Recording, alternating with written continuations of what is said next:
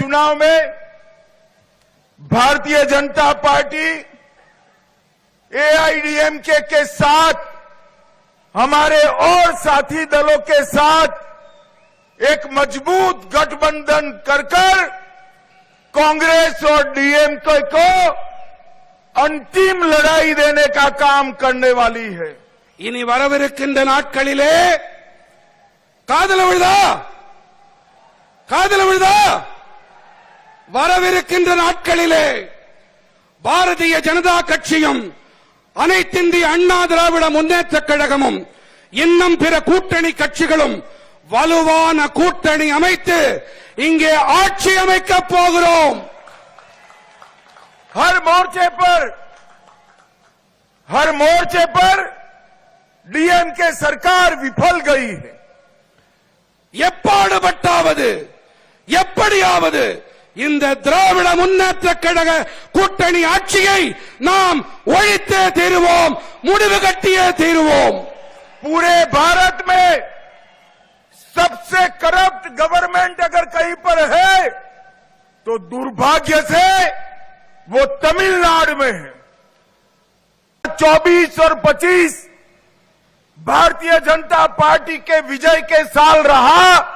2026 में तमिलनाडु और बंगाल में प्रचंड बहुमत से एनडीए की सरकार बनानी है। 2024-25 நாடு முழுமையும் பாரதிய ஜனதா கட்சியோடு பயணித்தது। 2026 மேற்கு வங்கம் மற்றும் தமிழ்நாடு இங்கே நாம் பெரும்பான்மையை பெற வேண்டும்। भाइयों बहनों, मुझे बताइए, आप सभी लोग इसके लिए तैयार है क्या? சகோதர சகோதரிகளே, என்னிடம் ஒன்றை கூறுங்கள், வாக்களியுங்கள்। இதற்கு நீங்கள் அனைவரும் தயாரா?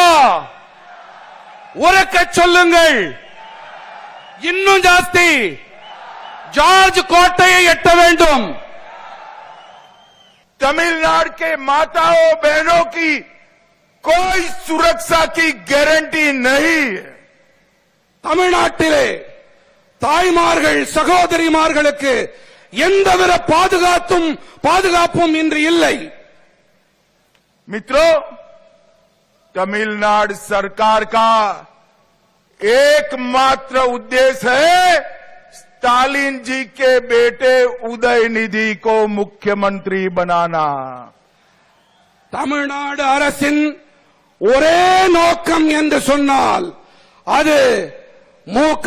ஸ்டாலின் அவர்களுடைய மகன் உதயநிதி ஸ்டாலின் அவர்களை முதலமைச்சராக்குவது மட்டும்தான்।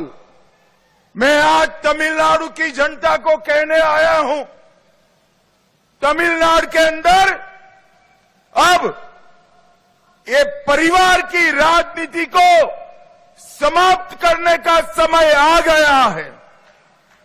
தமிழ்நாட்டின் மக்களிடம் நான் ஒன்றை கூறிக்கொள்ள விரும்புகிறேன், ஒரு குடும்ப ஆட்சி அதற்கு முடிவு கட்டியே தீர வேண்டும், அதற்கான நேரம் வந்துவிட்டது।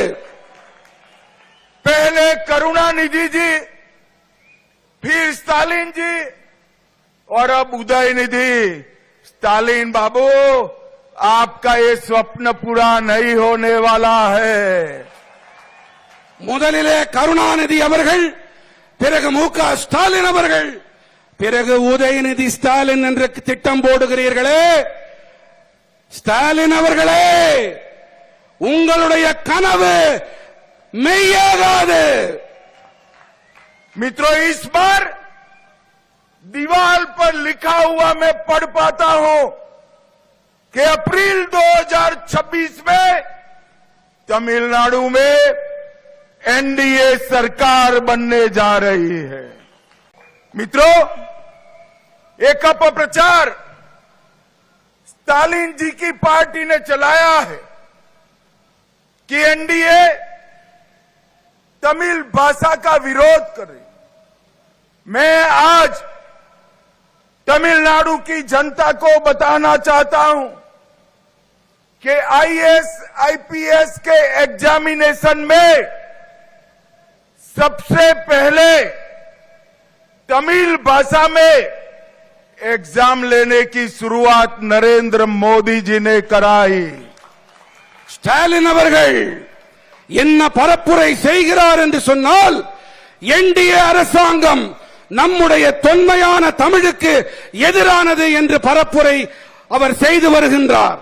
ஆனால் நமது என்டிஏ அரசாங்கம் ஐஏஎஸ் ஐபிஎஸ் தேர்வுகளிலே இந்த அரசாங்கம் தான் முதன்முறையாக தமிழை அறிமுகம் செய்திருக்கிறது.